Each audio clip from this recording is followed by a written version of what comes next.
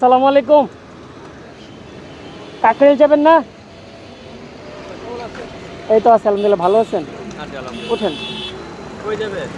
আমার তো গন্তব্যস্থান কাকরাইলই। এখন আপনাকে যেদিকটা যতটুকু সুবিধা হয়।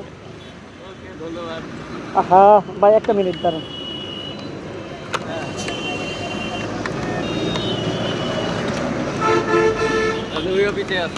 হ্যাঁ আছে আলহামদুলিল্লাহ।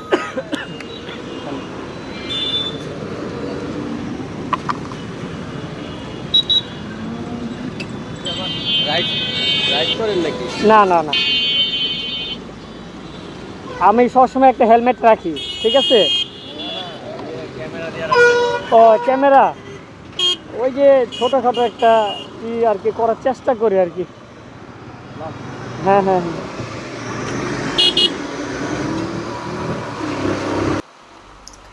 سبحان الذي سخر لنا هذا وما كنا له مقرنين وإنا إلى ربنا لمنقلبون وما قدر الله حق قدره والأرض جميعا قبضته يوم القيامة والسماوات مطويات بيمينه سبحانه وتعالى عما يشركون.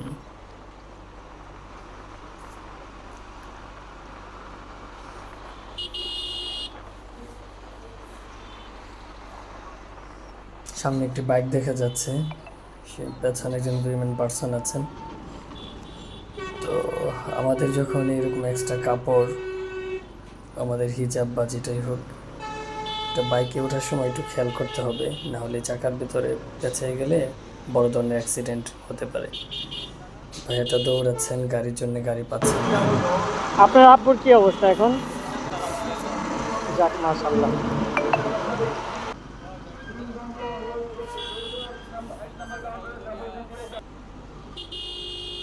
ওরে সিএনজি। যাই হোক, টোল দিয়ে আজকে যে ভাইয়া আমার সাথে আসছে, ভাইয়া স্ট্যান্ড দাঁড়িয়ে দোয়া করছে যে আল্লাহ, আজকে যদি একটি ডিস্ট্রিক্ট গাড়ি পেয়ে যেতাম, ডাইরেক্ট গাড়িতে চলে যেতাম। তো আল্লাহ তার দোয়া কবুল করে নিয়েছেন, আল্লাহ আমাকে পাঠিয়ে দিয়েছেন। সো ভাইয়ের সাথে স্ট্যান্ডে দেখা, সো ভাইয়াকে উঠিয়ে নিলাম। ভাই পুরো নয়াপল্টন যাবে, তা আমি কাকরাইল যাব। তো যতটুকু সম্ভব ভাইকে এগিয়ে দেওয়ার জন্য আমি চেষ্টা করব ইনশাল্লাহ। ভাই নাকি অনেকটা অসুস্থ। যাই হোক, অসুস্থ অবস্থায় দোয়া কবুল হয়, আজকে তার দোয়া কবুল হয়ে গিয়েছে।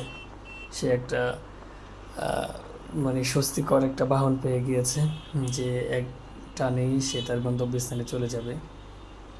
ওরে আল্লাহ, সামনে তো বিশাল জ্যাম দেখা যাচ্ছে। আর এই যে ডান পাশে আপুটার কথা না বললেই তো নয়। এই আপুটা সে ফ্লাইওভারের গোড়া থেকেই ভালোই রাইড করছে, বাট এমনি সামনে বারবার আঁকা পাকা হয়ে আমার লুকিং গ্লাসে বেশ কয়েকবার লেগেছে, আমার লুকিং গ্লাস বাঁকা করে দিয়েছে। যাই হোক, ফিমেল পার্সন তো আর কি আর করার। আর রেফসল ভাই তো খুব ভালো চালাচ্ছেন, ভালোই রাইড করছেন, সুন্দর বাইক। আওয়াজটা, সাউন্ডটা মডিফাই করেছেন, সুন্দর সাউন্ড।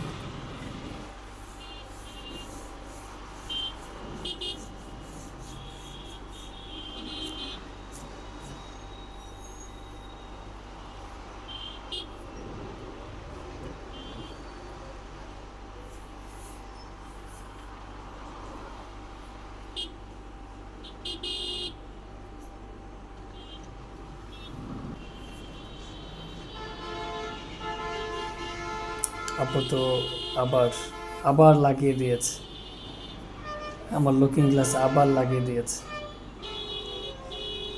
আচ্ছা, যান যান, আপনি যান, আমি যাব না, আপনিই যান। আপুদেরকে আমরা রেসপেক্ট করি, যারা আমরা ইসলামিক মাইন্ডের উইমেন পার্সন যারাই আছেন, তাদেরকে কীভাবে রেসপেক্ট করা যায়, অগ্রাধিকার দেওয়া যায়, সমান অধিকার নয়। আমরা যারা ইসলামিক মাইন্ডের, আমাদের চিন্তা ভাবনাটা এমনই। এই যে সামনে এক ভাইয়া কোত্থেকে যে উদয় হলো, আল্লাহ মাবুদই ভালো জানে।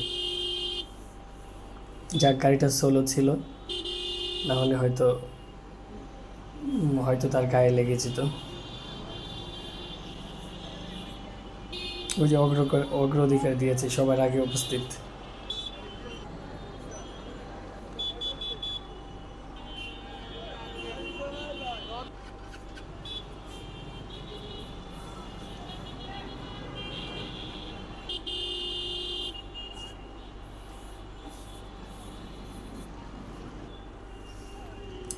ও, ও ভাই তাড়াহুড়া ভাই।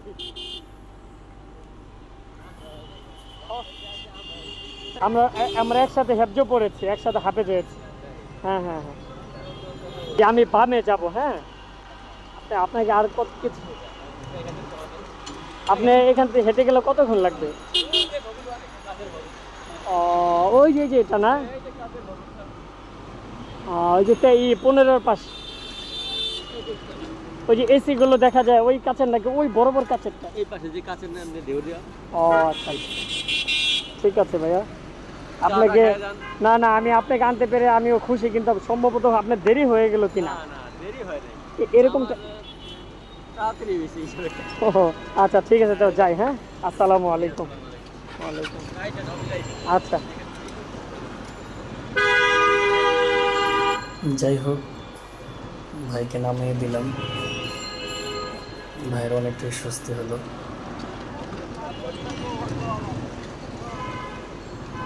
ভাইয়ের হয়তো গাড়িটা না পেলে অনেক কষ্ট হয়ে যেত। আজকে উনি অনেকটাই অসুস্থ, আল্লাহ ওনার তো কবুল করেছেন। আমিও ওনাকে আনতে পেরে অনেক খুশি। এই ভাইয়ের বাবার সাথে আমার বাবা হজ্জের সঙ্গী ছিলেন, তো ওই জায়গা থেকে পরিচয়। খুব ভালো মানুষ।